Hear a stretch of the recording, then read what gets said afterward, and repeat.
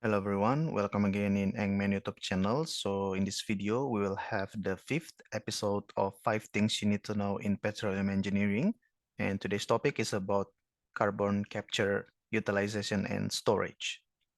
Okay, so the first thing that we need to know is this one. The Sleipner CO2 injection project was the world's first industrial offshore CO2 capture and storage, or CCS project, with more than 16 million tons CO2 injected since 1996. All right. And the CO2 injection project at Sleipner has been both a technical and economic success.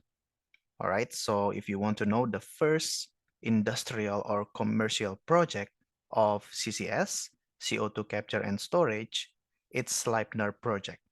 And it is successful, technically speaking, and from economic standpoint. All right. If you're interested, you can go to this paper. And the second thing is, all right, it's quite long.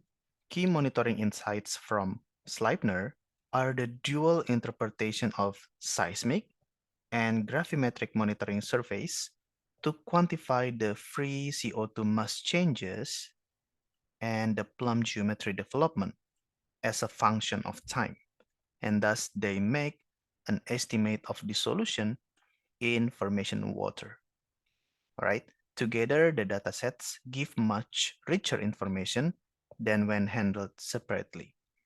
So two of the most important surveillance techniques in CCS project are the seismic survey and gravimetric monitoring surveys. Okay, if you combine the data from seismic and gravimetric survey, you can quantify the free CO2 mass changes and also the development of the plumb geometry, okay, as a function of time. And from that result, you can make an estimate of dissolution or CO2 dissolution in formation water. All right. CO2 dissolution in formation water is one of the trapping mechanism for the CO2. All right. So you need to know that. And to know that, you need to perform seismic survey and gravimetric monitoring survey, and you combine the two data sets. All right. You can read the same paper here. Okay, the third thing is this one. The buildup pressure at the CO2 injection well should not exceed 90% of the fracture pressure. Okay, so if you want to perform CO2 injection, CO2 geological sequestration, first you need to know the fracture pressure of your formation, and you can do the injection up to 90% of the fracture pressure. So you give 10% for the safety limit. All right. Keep in mind that the maximum buildup pressure is 90% of the fracture pressure. This is the current best practice for CO2 geological sequestration. Okay, you can read this material. The next one, it's quite long. It's actually a research paper, so you need to go to this paper to read more about this one.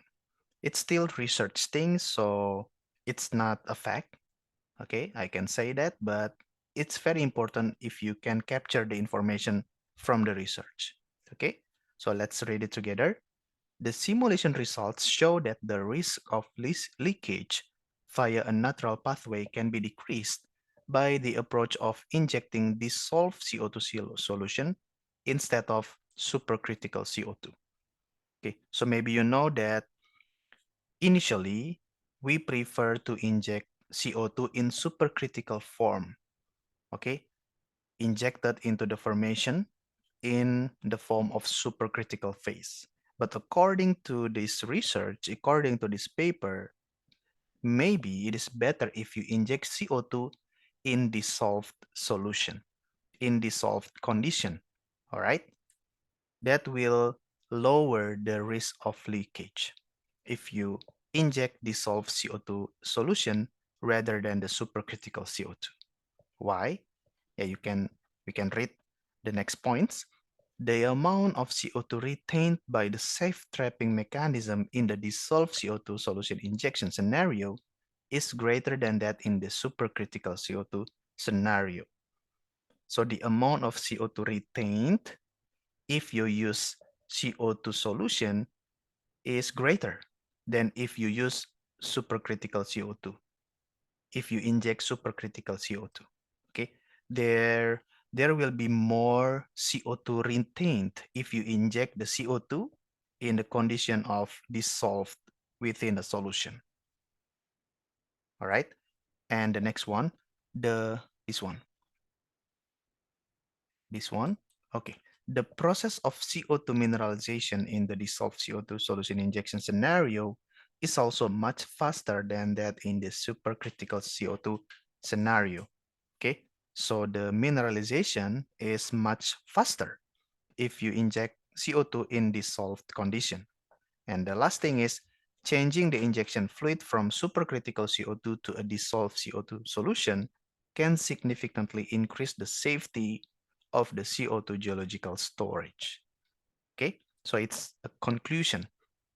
If you change mindset, if you change the technique, changing the injection fluid from supercritical CO2, which is initial method, initial strategy, if you change it, if you change that to inject a dissolved CO2 solution, then it potentially increase the safety of the CO2 geological storage. So I've read this paper. It's very, very interesting. It's based on simulation. So if you're interested, you can download this paper.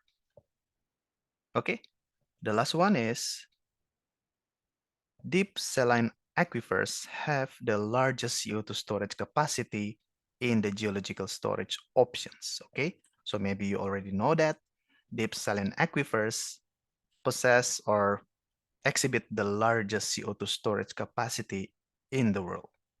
Okay, so if your reservoir, if your fields have saline aquifers, they will be candidates for CO2 storage project. Okay, again, you can read this information from this paper. All right, so did you know those 5 things before? See you on the next 5 things you need to know in petroleum engineering. Thank you.